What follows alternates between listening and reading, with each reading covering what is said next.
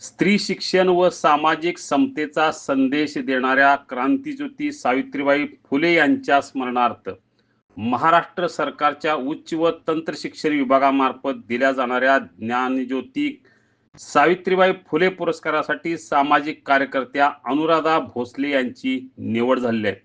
भोसले या गेले अनेक वर्षे विविध क्षेत्रात काम करत आहेत.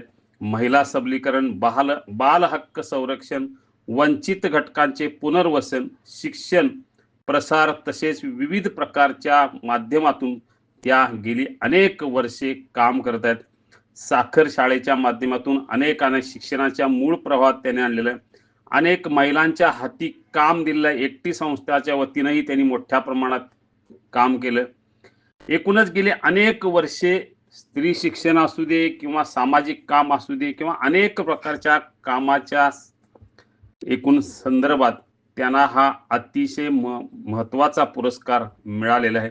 गेले 30-35 वर्षे विविध क्षेत्रात त्या काम करत आहेत. यापूर्वी त्यांना अनेक पुरस्काराने सन्मानित केलेलं आहे.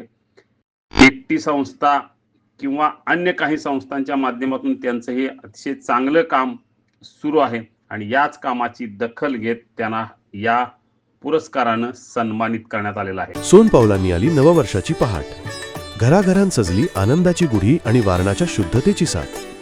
पुरणपोळीचा नैवेद्य आणि वारणा श्रीखंडाचा गोडवा.